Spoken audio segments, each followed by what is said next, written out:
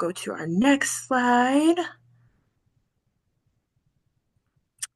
Okay, so this is what we're talking about today, approaches to anxiety, attention, and motivation. This is something that a lot of people throughout the district wanted to know about for their classrooms and their students. So we're hoping that you will get something that you can take with you as you go back with your students on Tuesday. We also have a bit.ly link here too. If you want to click on that, that has all of our resources on there. So this is our essential learning question. It's the same. It'll be the same for the next session too. How can we leverage data to design and implement high quality instruction that addresses the diverse learning needs of every student? So that essential learning question, we're going to be touching on that here and there throughout our presentation. So hopefully you'll be able to use some of what we talk about to help answer that question too. All right, here's today's schedule. You're currently in our first webinar session, 10 to 10:40. When I talk about our agenda for today, each section is going to be about 10 minutes. And we're hoping to stick to that schedule because you only have 10 minutes, and then there's another webinar session at 10:50. Okay, Hillary, I'll have you change. Okay, so this is our team for today. Some of us will be doing our afternoon session from 10:50 to 11:30, and then there are 3 of us who are doing our morning session from 10 a.m. to 10:40. So again, my name is Theodora Dillard. I'm going to be doing our first section and some of our case studies at the end, and I am at Westwood Elementary School. Robin, you want to introduce yourself? Hi everyone, I'm Robin Simong. I will be talking about motivation in one of the case studies as well, and I am at Adobe Bluffs Elementary. Hi, everyone. I'm Hillary Ramirez, and I'm the school counselor at Monterey Ridge Elementary School, and I will be touching on attention today, and we will get to that soon. Thanks all for being here. All righty, let's get started. All right, Hillary, I'll have you click it again. Awesome. Okay. So here's our agenda for today. We're going to touch on anxiety first, and I'll be doing that portion. And so you're going to just get an overview of what anxiety looks like, what causes it, when does it become a problem, and then, of course, what you can do to support your students. Our second portion is going to be focused on attention. We'll be talking about attention types versus ADHD, what are common challenges students face, what are some strategies to support students with attention concerns, and what are effective strategies for managing attention in the classroom. And then for our third section, we'll be talking about motivation, which Robin is going to be doing, understanding student motivation, key strategies to enhancing motivation, and then building student autonomy and self-motivation. And then we're going to have some case studies for you, and that's where we're going to really dig into strategies that hopefully you can use right in the classroom or with your students in whatever capacity you're for. All right. Let's get started. We're going to talk about anxiety first. So first of all, what is anxiety? Basically, it's that uncomfortable feeling that comes from trying something new or from doing something where you cannot predict the outcome or guarantee that the results will be the ones you want. Now, anxiety is usually future focused. It typically has nothing to do with what's happening now, but what might happen in the future. And it's very normal, right? So everyone experiences anxiety. It's only when, it gets in the way of your daily life or your daily functioning when it becomes a problem.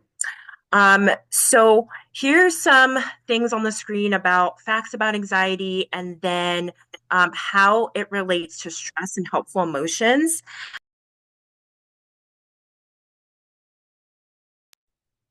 Okay, so starting with stress. Stress is a motivator and can drive us to take action, and anxiety can heighten our awareness and alertness and makes us more focused and prepared for a challenge. It also helps us with that fight or flight response. So we need that to survive. So that's how anxiety can actually be helpful. But sometimes, and this is what I tell my students, anxiety will, let's say you're in the forest and there's a bear, right? Anxiety is what helps you realize that fight or flight. What do I need to do in this moment? Right. But when we're in our regular life and we're just at school, if we have too much anxiety, something that is just regular, like just going to school, can feel like a fight or flight response. So anxiety can be maybe more overwhelming in that moment than it needs to be. And some quick facts. It's much more prevalent in girls. 1 in 5 children will develop an anxiety disorder, and up to 80% of children with a diagnosable anxiety disorder do not receive treatment. All right. So here's some types of anxiety typically seen in children. We have a lot here. Some of these are actual like diagnoses, and then some of these is what we've been seeing in school. So you'll see like post-traumatic stress disorder here, generalized anxiety disorder, social anxiety disorder, and then some of the other stressors or types of anxiety like academic anxiety and health anxiety. So some of these you may be familiar with. Let me see for some of these that might be that I can explain. So when we're talking about, let's say, health anxiety, if you are, let's say, around a student who is worried that if they come to school, they're going to catch germs or they're going to get sick, maybe they're the student who's always wearing a mask, who has to wash their hands multiple times because they're worried about their health. So those are kind of typical signs of health anxiety, just as an example. Here's some more facts. Anxiety disorders are most commonly diagnosed mental illness, and it affects about 18.1% of our population every year. When left untreated, anxiety can change from situation specific to generalized. So what I mean by that is when they're talking about situation specific, maybe there's a student in school who has, let's say, social anxiety, where they're worried about, how they look to other friends. They're not able to interact with peers as much as they'd like to. They have anxiety surrounded any kind of social situation. But let's say their anxiety is left untreated, maybe then it becomes more generalized and they start to experience anxiety in other parts of their life. So maybe that would transfer to academic anxiety, or maybe they would start worrying about their health. So if it's left untreated, it becomes more of a problem. But the good thing about anxiety is that it is highly treatable. So for your students who are experiencing more extreme forms of anxiety, they can get treatment for that and get support for that. So what does anxiety look like? There are a lot of signs and symptoms. Some emotional symptoms include excessive worry, mood swings, fear of specific situations, avoidance. You may notice some physical symptoms like a student who's constantly complaining of stomach aches, sleep problems, restlessness. Behavioral signs could be clinginess, perfectionism, difficulty concentrating, tantrums or meltdowns. Some social symptoms include social withdrawal, fear of being judged or embarrassed, excessive shyness, and cognitive symptoms are negative thinking, attention seeking, and fixed mindset.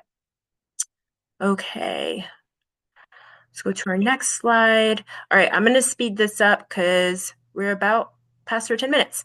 Okay, so when to seek help. You're good. Working with counselors is one of the best ways to do this. So if you realize that a student is experiencing so much anxiety that they're having trouble coming to school, right?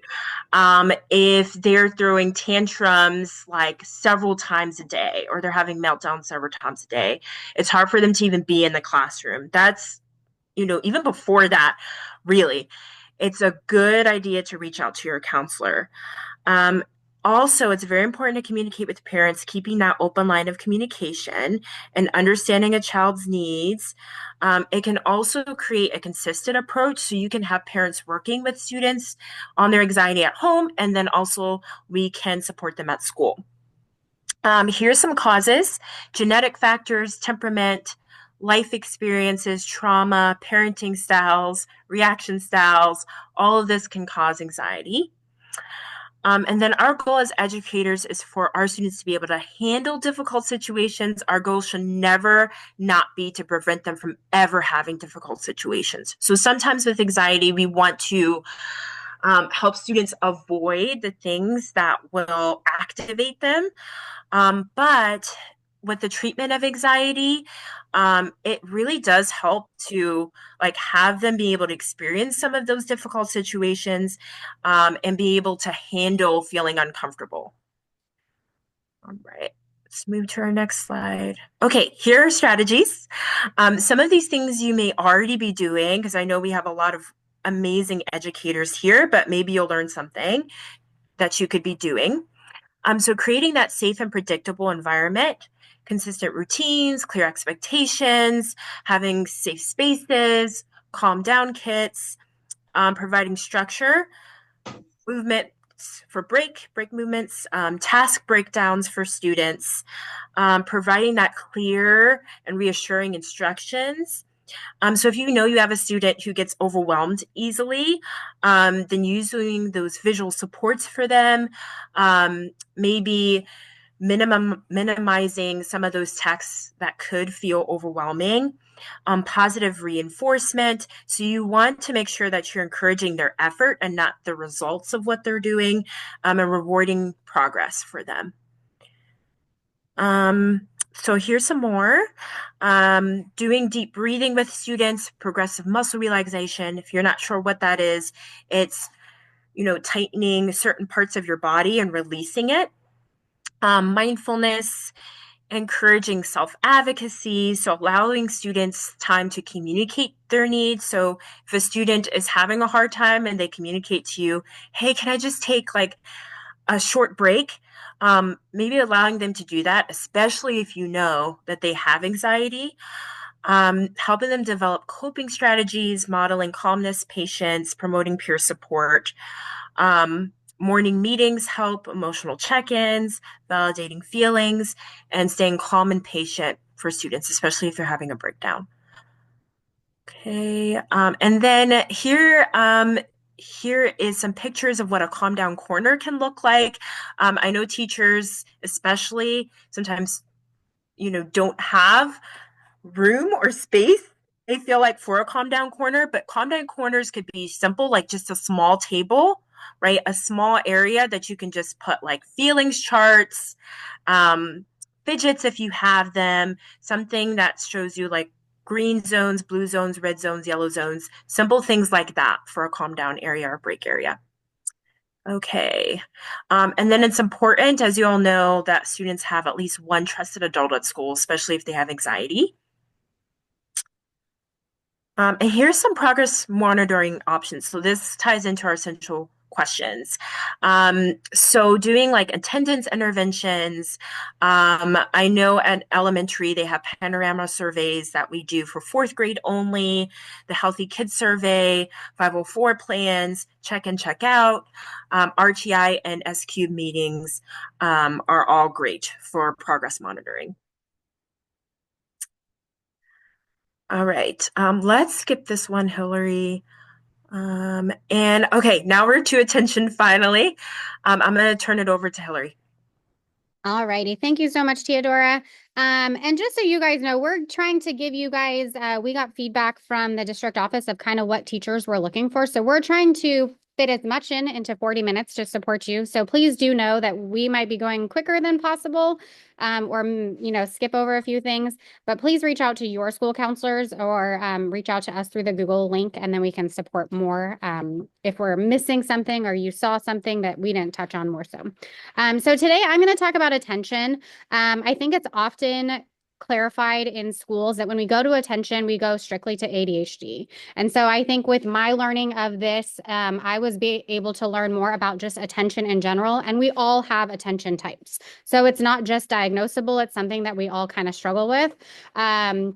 And I would also say oftentimes, like when I go in a classroom to observe a student, to see basically maybe what they need or how we can give possible accommodations. A lot of times I can see also when students are ready to get off the carpet or their time has kind of overlaid of where they need more support. So we're going to kind of talk about age appropriateness and kind of what that can look like in your classroom to maybe kind of take a step back and reevaluate kind of how things are done, with also knowing there's so many challenges in schools nowadays that we will also address as well.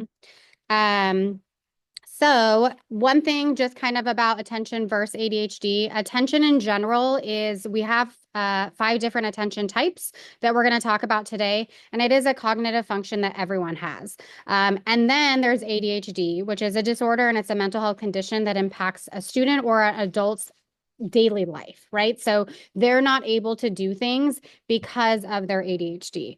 And then we'll kind of see the difference between what an actual attention type is and maybe where you or I fall. And then maybe someone with ADHD kind of looks a little different. So types of attention, we actually have 5 different types of attention. They're kind of different names all throughout the internet if you kind of look, but these were kind of the ones that stood out to me. So we have focused attention. So the ability to respond to a specific stimuli. So when a student in your classroom's attention is focused on visual or auditory hearing information. For them, visuals and auditory is something that they can focus on more so. We have sustained attention when a student can attend and focus on a task for a continuous stretch of time. This would look like concentration, vigilance, or focus. So this is probably age appropriately more in 4th and 5th graders, obviously not in our younger age. Also, these attention types definitely have functions of executive functioning skills and where their brains are at. Recognizing also that education is so different from even when I was in school and kind of the expectations of Poway Unified. What I went into kindergarten knowing is very different than what our kindergartners now are expected to kind of know and learn throughout the year. We have divided attention. So when a student can multitask, focusing only part of their attention on multiple items at the same time. Selective attention, when children can attend one specific task while filtering out other distractions or stimuli around them. We have students at our school that maybe drawing is their thing, right? And so you only assume that they're doing that one task. And for some, maybe they only can focus on that one task and they have to finish that before going on to the next one. They're not trying to be a pain or be defiant. They are really kind of just only able to focus on that one thing. And then we have alternating attention. So the ability to switch between tasks or parts of tasks. And this definitely requires flexibility to be able to kind of ebb and flow from working on a writing assignment, then maybe back to math, and then maybe back to the writing assignment later on, and changing their brain focus to be able to do that. I would also say maybe based off preferred versus unpreferred tasks or subjects in school, you will see someone kind of jump between different attention types. So understanding attention challenges in 2025 education, we as the counselors definitely understand that you guys are up against a lot also, right, in the classroom. And there's a lot of things that are kind of always against us when we're trying to give the best support for all students on campus. So understanding large class size, diverse learning styles, student energy levels, maybe their confidence or their social skills compared to other peers. Like we talked about, anxiety, perfectionism, societal or family expectations are a big thing, right? How they perceive themselves, maybe versus how they perceive other classmates, or the expectations of what their parents are asking of them. Knowing that sleep, trauma, behaviors in classroom, and brain development also impact a student's attention. And like we talked about, preferred versus non-preferred tasks, age, and then level of academics, right? So we definitely know we see a differentiation in all classrooms today of all academic capabilities. And so that's really hard sometimes to meet all those needs while, trying to teach as well. So we definitely can understand that. So one thing to keep in mind is just instructionally modification. So there are age kind of expectation attention span. So kind of simplifying it to every year a student is about 2 minutes of attention. So sometimes we kind of forget that, especially when we're up against like all the state standards and all the things we have to get through in the day. But providing kind of those like step back acknowledgements of like, okay, I'm only probably going to have them for about 20 minutes of this specific task, knowing maybe that I teach a, fourth grader. Understanding kindergarten is going to look a little different and how long they can kind of maintain those attentions. So this is not easy, right? But we're just kind of bringing the awareness of what attention can look like and the different variations of attention types within our classrooms that we are experiencing. So one thing I think what attention looks like. So I think a lot of times like we teach is whole body listening, eyes on the speaker, sitting in the chair with 4 legs and kind of that mindset that's like sitting at a table, doing your worksheet with paper and pencil. But the coolest thing about 2025 education is that it can also very much look like multitasking, cultural variations of like what respect looks like, right? Understanding that eye contact might be hard for some of our students. Either in their culture, it's not what is suggested as a sign of respect. And also kids can be multitasking, right? We often have students drawing and they're obtaining all the information we're teaching as well. And probably at a higher level than some of us. Understanding that flexible seating is an amazing option, understanding that sometimes price can be a challenge with that. And then we also have the pro and con of computers and technology, and then hands-on experiences that can also provide that attention-seeking type. So environmental strategies, so definitely optimal seating arrangements, minimizing visual and auditory distractions, creating designated quiet spaces, using noise reducing tools, maintaining organized and clutter-free spaces, and then strategic placement of materials. One thing I think I put on my last slide, but just a reminder that like accommodations are not just for students with IEPs and 504s.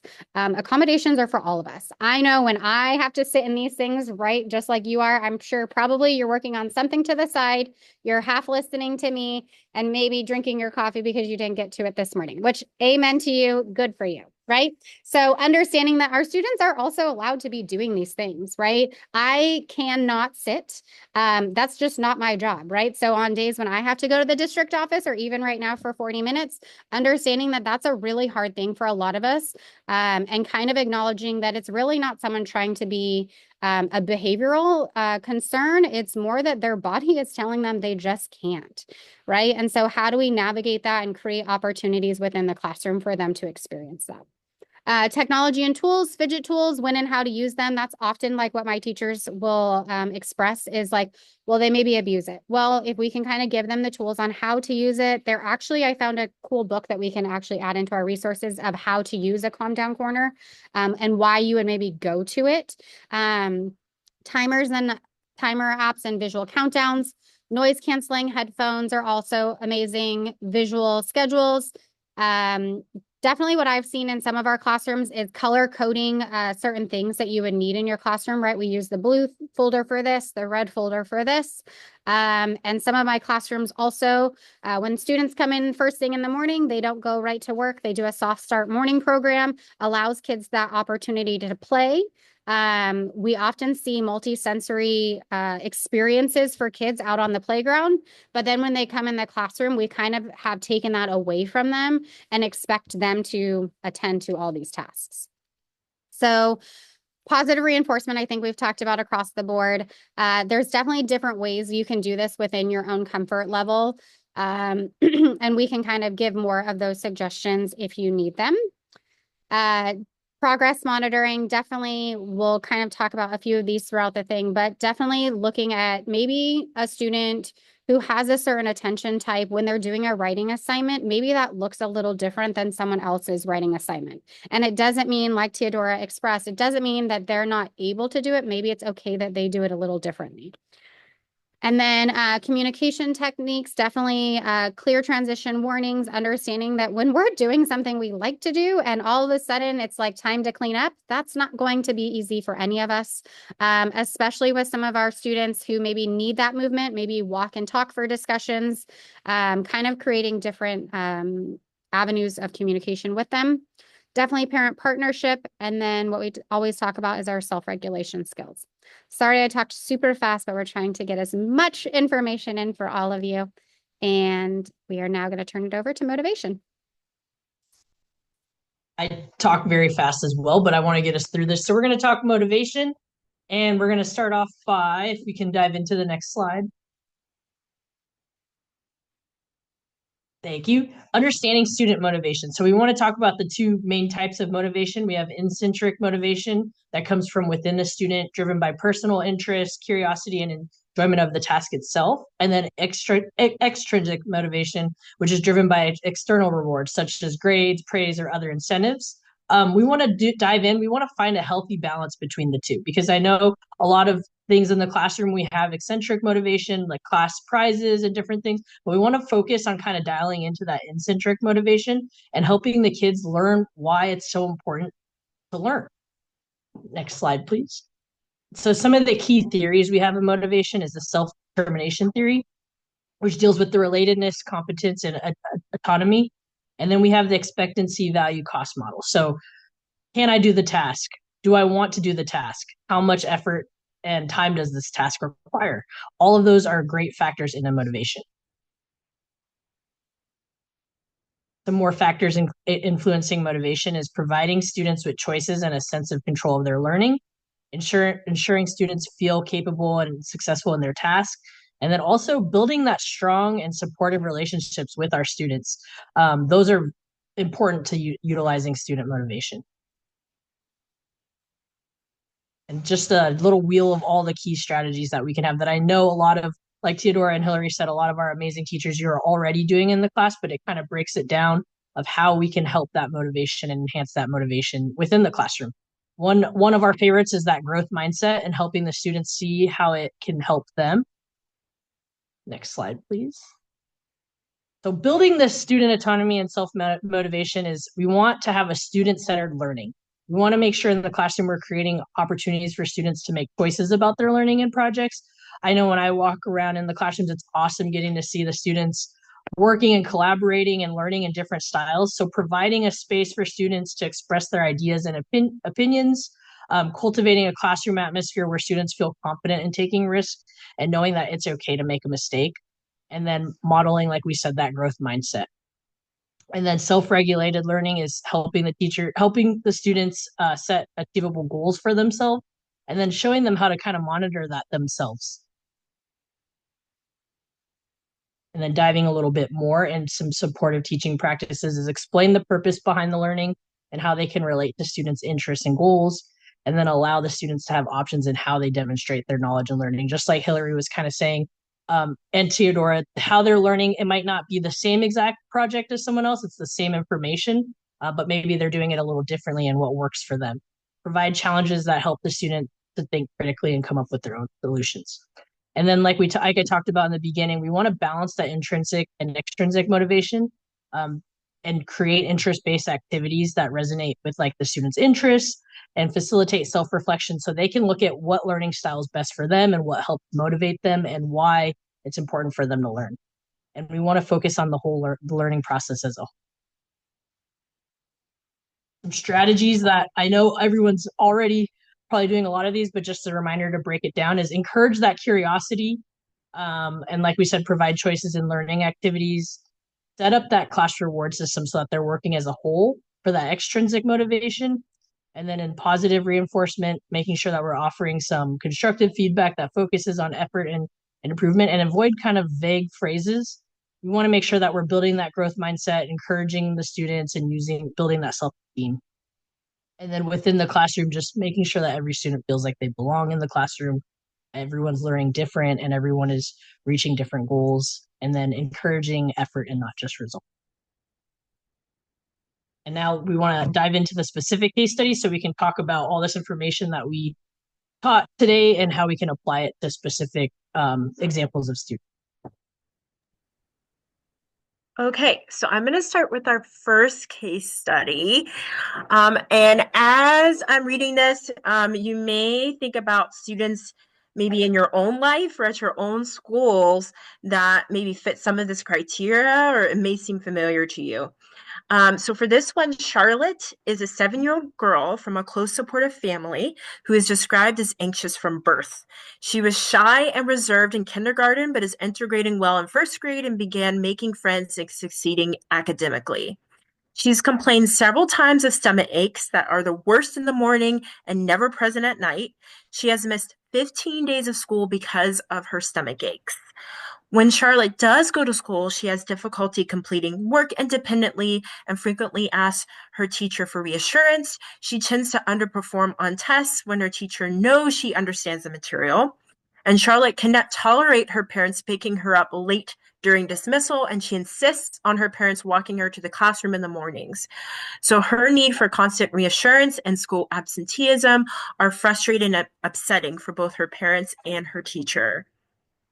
Okay, so before we get into what we would recommend as supports for Charlotte, we want to give you all a chance to sort of think of things that maybe you would do to help support Charlotte, and you can put that in the chat. Or maybe there's something that you saw from our presentation that you're thinking would be good to help support this fictional child. So you can go ahead and put it in the chat if you've thought of something, and we'll read out some of these as we see them. So I'm going to give you a little bit of time.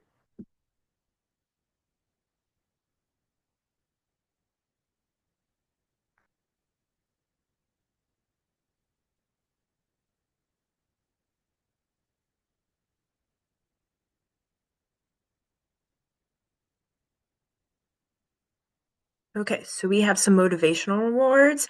Have Charlotte fill out an interest survey for the teacher to use to connect with her. That's great, building relationships. Morning meetings, check-ins, special time with the teacher. Oh yeah, scheduled check-in with a trusted adult. Buddy system, I really love that. With an older student mentor to help her transition to school. Visual aids to identify how she's feeling. Yeah, all of these are wonderful. See, breathing strategies, those are really good to help calm the body. Let's help Charlotte by creating a positive affirmation station, and maybe getting her family involved. Check-in zones regular, multiple times a day. I like what you put there, Samantha, about having the family involved, because that's some of the things we spoke about for anxiety. That's important. All right.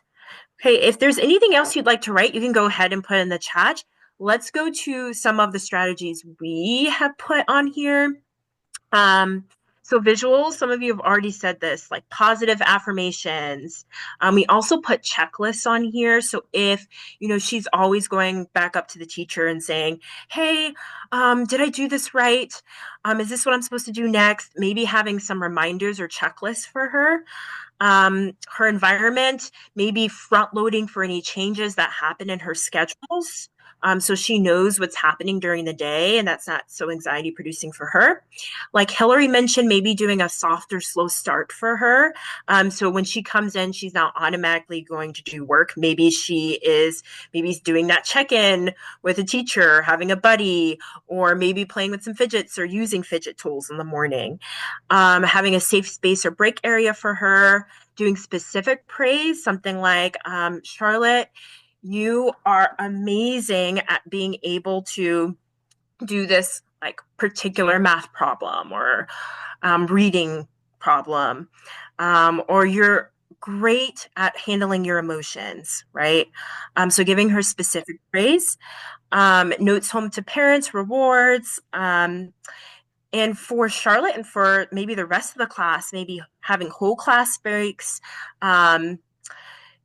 teaching the class or task-specific calming strategies, maybe having her have an arrival or dismissal buddy, like someone mentioned in the chat, clubs, activities, class jobs, and themed days for her to look forward to. And then, of course, you may want to get help. She's missed 15 days of school, so that is a sign right there that maybe having the school counselor involved is good, your attendance team, Charlotte's parents. Yeah. So that's all we have. Let's go to our next case study here. We have about 4 minutes. All right. So our next case study is Kevin, or Kev, is a fourth grade student from an African American family who he describes as laid back. Reportedly, Kev told his fourth grade teacher that his dad doesn't really care if he does well in school, but does not want him getting in trouble. Based on his test scores, he seems to have an aptitude for reading and finds math difficult. Kev struggles at times academically, in part due to the attention deficit hyperactivity disorder, ADHD. He has gone through periods of changing medication. This, in turn, has interrupted his ability to focus in school and, as a result, directly affects his grades. Currently, Kev no longer takes medication. So, Kev is a social 10-year-old kid who is funny, plays sports, and likes to spend time with his friends at school. Kev likes his teacher and knows adults at the school care about him. However, he says when he gets bored, he'll often make comments and act without thinking. It is possible for him to focus in school, but he still has trouble remembering tasks and turning in work on time. So if you guys want to go ahead and put in the chat some supports for Kev, and then we can quickly go through it so we can get you out of here on time. I'm doing my alternative email. So now.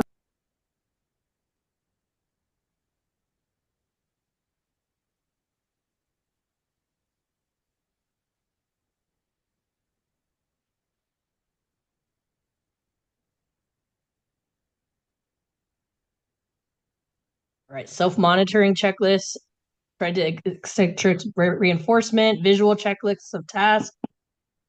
I like this, the classroom expectation checklist taped to the desk to help Kev remember in those moments. That's awesome, so that we're not having to always have those visual cues, and Kevin has it right in front of him on his desk. I like that one as well.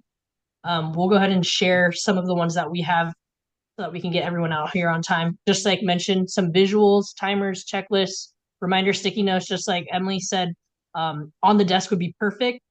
And for environment, strategic seating, maybe close to the teacher, flexible seating, a space cleanup, access to teacher approved flexible seating and fidgets, some positive reinforcement so we can really work on that intrinsic motivation. So specific praise, a token economy board, and then whole class movement breaks, break signal. You can have a visual cue between Kevin and yourself to kind of know when Kev needs that break, and offer some choices, pair them up with a peer for assignments, and then when to get help is, if reach out to the student, to the school counselor, a check-in check-out system, which could be in the class or with the school counselor, and then partnering with Kev's parents to be all on the same page to try to help support Kevin. And I like the classroom jobs that are added too, so it gives Kevin a sense of purpose. So thank you, everyone. Here are some resources for you on the slides. And don't forget that we have, if you have any questions, because I know this was a quick 40 minutes, there will be a Google form link that you can add any questions into. And we appreciate all of you and look forward to hearing any feedback. And then real quick, everyone, I know we just gave you a lot of information too, so it's a lot to process.